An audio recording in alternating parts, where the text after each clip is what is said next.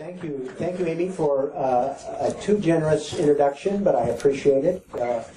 I appreciate your all being here this evening. I've got a speech. I don't know that that's the best way to use our time. Maybe what I can do is give you a sense of what we are seeing in Washington at this point, and then deal with your concerns and questions. Part of it is this is kind of an interesting week for those who care about cannabis, and as we have the run-up to 420, we have had, I don't know, Tara, how many interviews we've given, spent a half an hour with the Oregon editorial board just on cannabis, I think. Interesting.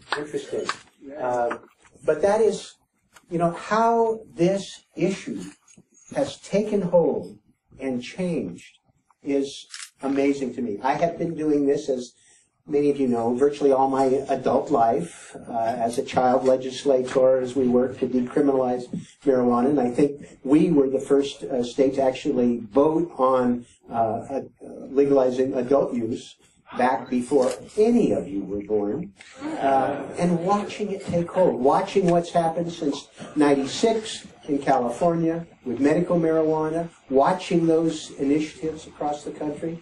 Today, you may have noticed, Tennessee just became the 29th medical marijuana state. We now have about 200 million Americans who live in states where medical marijuana is state legal. Yeah. And that's not counting what we do for those babies with seizure disorder, and there's another 10 states. Our calculation is 95% of Americans live in a jurisdiction where some form of cannabis is legal. Yeah. The change in opinions is fascinating. I mean, there's survey research is all over the map in terms of how you ask the questions and what you ask and what they mean by legalization of marijuana, and distinguish between adult use and medical and But the fact is, I think clearly, that over half America believes in complete legalization of marijuana. If you ask the question a little differently, do they think that the federal government ought to interfere with what states decide they want to do? It's 70 or 75%. Yeah. Medical marijuana is mainstream, sports fans. And I use the term sports fans advisedly, as we watch people even in the NFL recognizing that there is a role, an important role for the people in their industry and the stupid things they do in terms of shooting up athletes with things that are addictive and destructive, and then ban somebody for using, for self-medicating for something that will help them in a less destructive way. That's sinking in. All right. It's sinking in. It is the notion that we've got an 83-year-old Republican as one of my co-chairs of the Cannabis Caucus. Yeah. And this is the evolution of the working group that a number of you helped us found in D.C., where we had the staff people come together. It was sort of an informal de facto Cannabis Caucus, but now it is formal with 4 bipartisan co-chairs. And now that hopefully we've got some of this healthcare stuff maybe quieted down a little bit, we'll start working in terms of recruiting people to be part of this. We've got legislation. I really have enjoyed the evolution of my partnership with Ron Wyden. Really cool. In terms of what Ron has done to step up, and the legislation, the 3-part legislation that we've introduced, the most comprehensive in history, that's out there, and I think is setting a template. I've got a Republican co-sponsor on my Ways and Means Committee for the 280E provision. You know, the table is set. Now, that's not to say that it's going to be all smooth sailing, because it won't. We found that out even in the Obama administration, where Obama was the first president to tell the truth about marijuana, that it was, you know, actually, yes, he'd used it, he'd inhaled. At least he implied that. I guess he'd written about it or something. And that it was less harmful than things that were perfectly legal. Mm-hmm. But even in the Obama administration, with the Cole Amendment, we had to do Rohrabacher-Farr, which is, we hope will pass Rohrabacher-Blumenauer this time. Mm-hmm. We miss Sam. We miss Sam. We're finding other people stepping up. It's nice that there are others that want to get in this space to introduce legislation.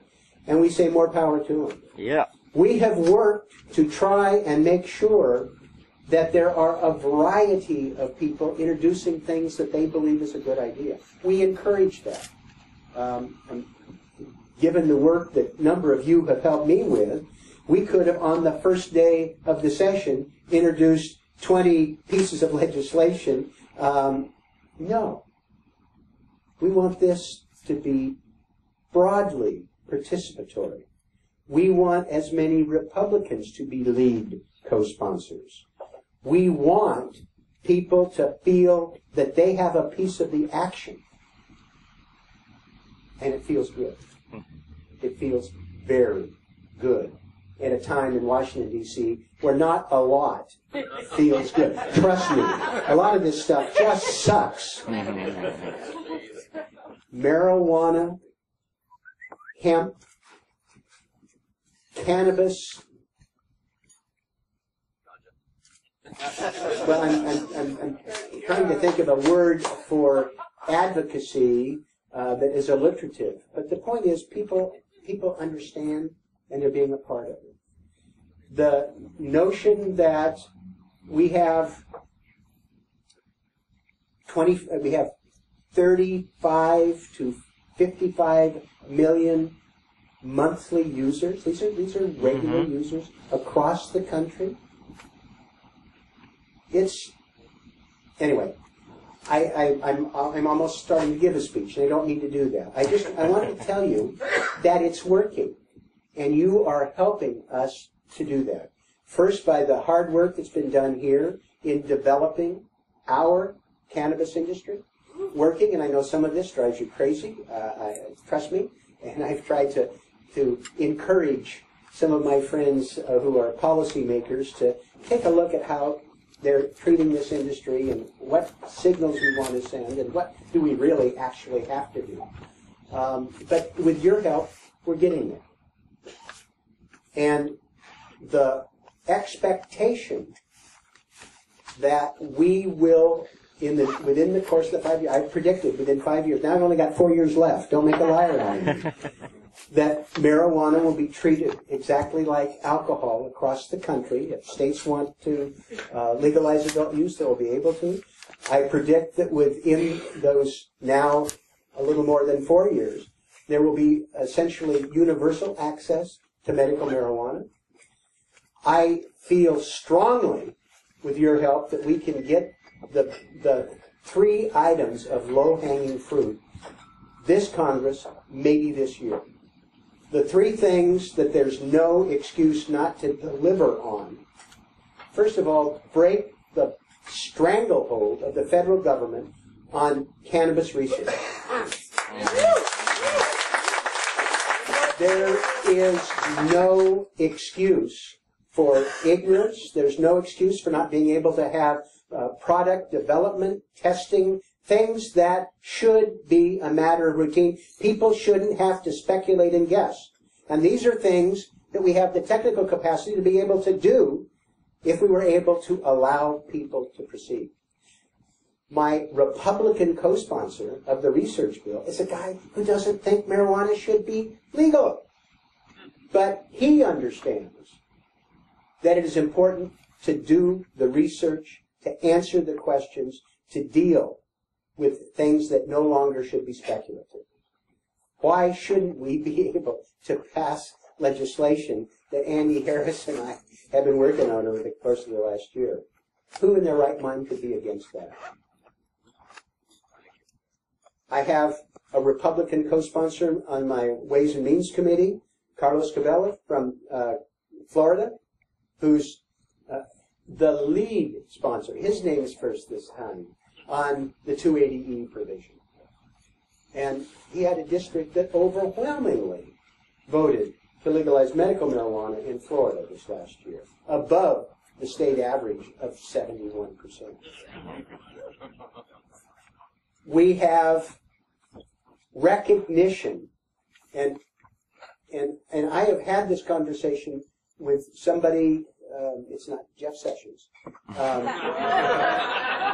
in the new administration, whose name you've read in the papers at the highest level, who understands that the prohibition on normal banking services for this emerging industry is insane, and feels that they ought to be able to help move this along.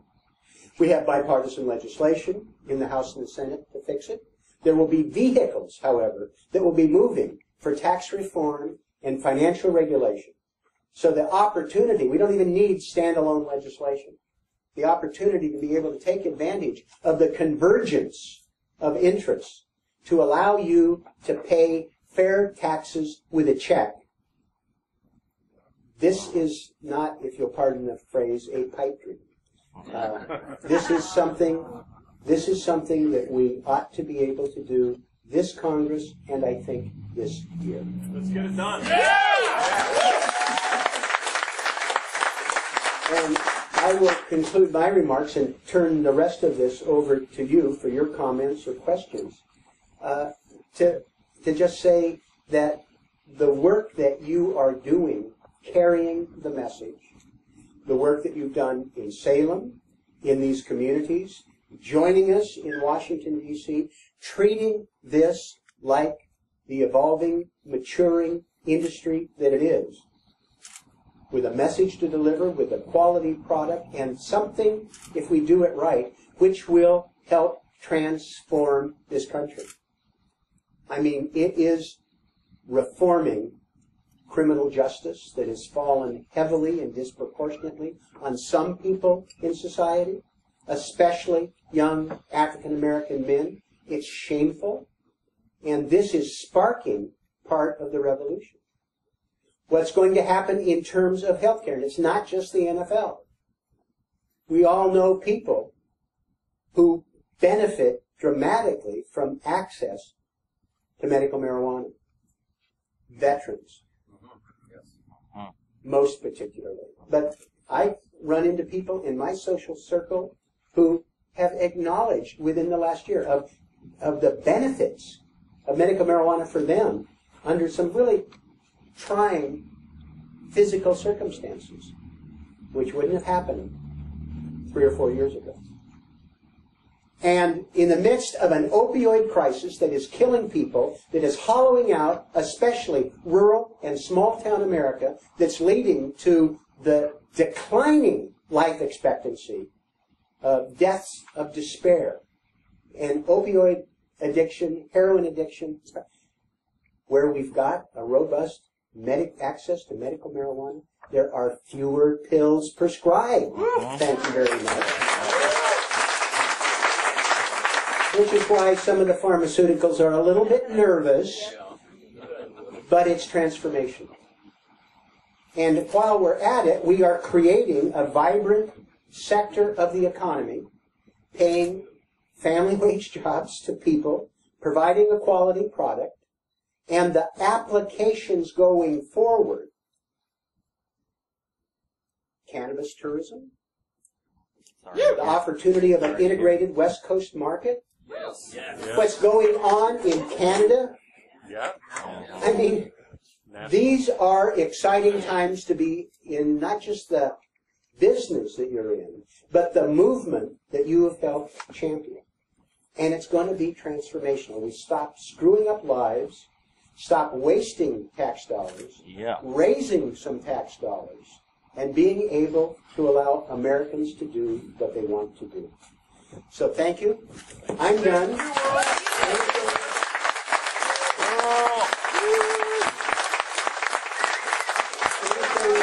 Anything anybody wants to say or ask or... Thank you. Yeah. Congressman, a quick question. Now, anybody who shouts out identifies who they are. Pardon me.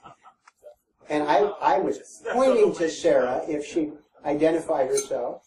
Hi, I'm sorry. You next. Sorry about me. So, look. I'll ask mine and then she can ask hers. So, several Republican bills that have come up. James with Cascade High. Several Republican bills that have come up have actually talked about rescheduling cannabis, which on the surface seems like a great idea, but is really a destructive force to small businesses in this industry because of the expectation that it puts on us from the FDA's perspective. Do those bills seem to be winning Republican-type support, most likely generated by support from the pharmaceutical industry? There is some speculation about who's behind it. What's not behind it is my colleagues who've sat down and talked to the industry and think about the implications. James, you're right. Don't talk to me about Schedule 2 or Schedule 3. That's worse than where we're at now. Absolutely. Yep. But we are, I think, making the point to people. Now, I think within this 5-year frame, we will delist. I don't want to reschedule. I want to deschedule. Yeah.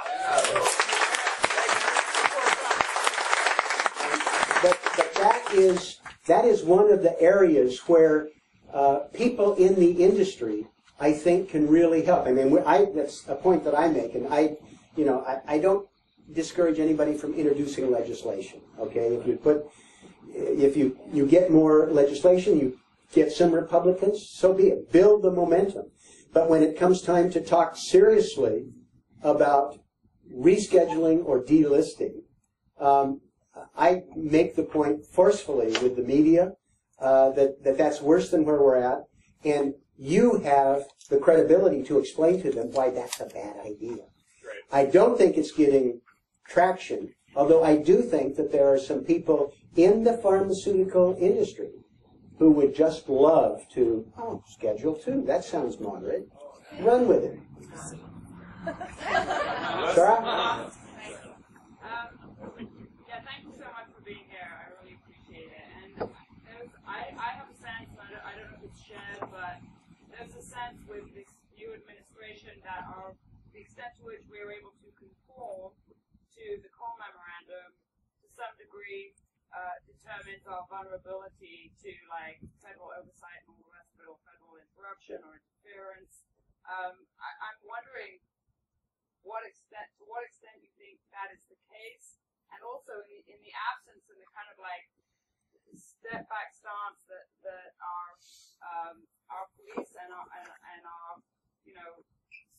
services have taken in terms of, okay, well now it's legal and we don't have the backup for our legal market with regard to enforcement. What could we do to support our own ability to comply with the Cole Memorandum by supporting the appropriate management of activities in the black market? Well, you said it right. This is, and we can talk more about problems with the Trump administration going forward. Well, let me just answer that. I am not overly concerned that we're going to have the Trump administration pull the rug out from underneath us. As I probably pointed out to 50 reporters already this week, in the 9 states that voted on marijuana this fall, marijuana got far more votes than Donald Trump. And millions of Trump supporters voted for legalization, and millions more use it. So if there's an area that we have to fight the Trump administration, I say bring it on. You know, we are 8 out of 9 in the fall. We have millions of voters behind us. We have public opinion growing. And as I mentioned, even people who are not yet there in terms of full legalization don't want the federal government to screw around with it. So I think we're in a pretty strong position. The Achilles heel is leakage into the black market, where there are real problems. And I want us to be able to work with you. I mean, part of it is the advocacy from the industry. And Amy, I really appreciate what the team has done, and the people is advocacy for a meaningful system that provides the protections that we put in the initiative. That speaks volumes. And I think together we can work to squeeze out the black market. Part of it is we need rational policies in other parts of the country.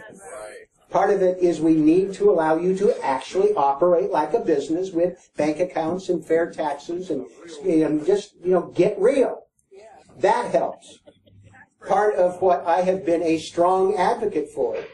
And I truly believe that a mature cannabis industry has the potential of providing significant amounts of revenue to help make America better. But this is something that needs to be phased in over time. I don't want high initial taxes. I want you to be able to compete with the black market. And so we need to be smart about these regulatory burdens and the tax level. But then we need to work together to make sure that we are providing the protections. And I can't say enough about the conversations I've had with the industry and what I've seen. You're on the side, most of you are on the side of the angels here. This is important. But if we fail to meet the terms and conditions of the Cole Amendment, it's an open invitation for Sessions to do some very disruptive things. Hi, Earl. Lee Berger, Oregon Cannabis Compliance Council, Portland, Normal. Thank you for coming. Thanks for all you do. I hope, first of all, that we can agree that the reason there's an underground market is because of federal prohibition. That's right. The reason there's an underground market Absolutely. is because of federal prohibition. Is the first thing. And the second thing, and I spoke with Tara about this a little bit, is that last month the United States Supreme Court denied a cert petition in a case involving that says basically that if you're a cannabis consumer, you don't have Second Amendment rights, and that you can't go out and purchase a firearm. And particularly for consumers who live in rural areas where law enforcement is further away, it's really a problem. I want to let you know they did this even though Law Students for Sensible Drug Policy from Willamette University in Oregon and Salem filed a brief in support, and the retired NFL players also filed a brief in support of the petition for cert. It is an easily solvable legislative congressional issue, and I'm wondering what action, if any, the Congressional Caucus is going to take to restore Second Amendment rights to cannabis consumers. There will be some people that will be advancing that, and it is, I know part of it is when you wade into Second Amendment stuff, there are lots of cross pressures. Because I mean, the politics get complicated in a hurry. There will be people who will be advancing them. I will just tell you my priorities are banking, research, fair taxation, and building the coalition so we can have honest discussions about these things. But I am quite confident you will see legislation. I guess I wanted to let you know, I think that's a way that we can really build the coalition in the same way that during the presidential nomination process, Bernie Sanders was able to reach across the aisle talking about firearms, which I know is kind of off issue for a lot of Democrats. So. Well, and you notice that Bernie decided that he was not going to do that and changed his position. He'd had a different position in Vermont. He changed it because of the complex politics. And I'm not saying, follow your passion. If you think this is something that's important, go for it. But I'm just saying that going down that path adds a level of complexity and divides some of our supporters. And part of what I'm interested in doing is getting as much momentum and progress this Congress. I don't want to come back here next year and say, we were close. I don't want to come back here in the next Congress and say, boy, the momentum, I can feel it. It just, we didn't solve your problems. And so for me, it's building consensus, building momentum, having deliverables, veterans' access to marijuana.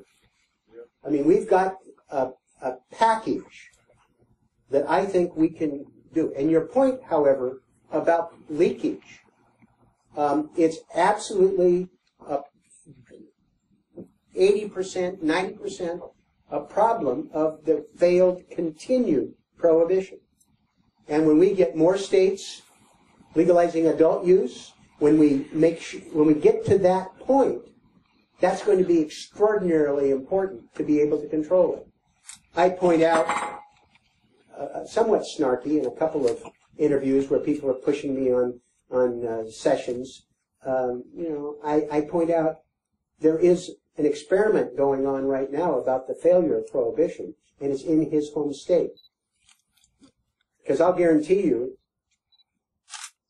in any junior high, we can find kids that can produce marijuana in Alabama in a heartbeat, faster than they get a six-pack of Bud Light or something. So the larger forces are going to help. But in the meantime, we need to do all that we can to demonstrate that we are aware of the concern, aware of the problem, and that we're working to try and solve it. Thank you. No, thank you. Yeah.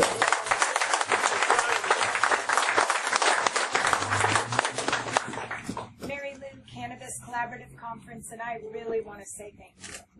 I really do. I think what you've done over the years, I had a business that was completely failing and took that model and applied it to this industry, and Oregon has become the model state. And so thank you.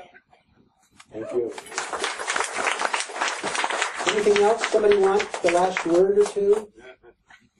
I have a quick question. Sure. I'm new sheep, and I work with MRX Labs, and I was just curious, for those of us who love and admire everything that you do and we want to be more involved, what would your advice, we're obviously part of the OCA and all that type of stuff, but if we could take one more step, what do you think our best efforts would be? Well, I think you're on the right path. The changes that have taken place with the industry here, where people are taking it seriously. When I've been in this business a long time, and I'll tell you, people who are fighting for sugar subsidies, people who want to build more nuclear weapons, people who, they take it seriously. The big, successful political interests, it's 24/7, 365, 4 years of the presidential cycle.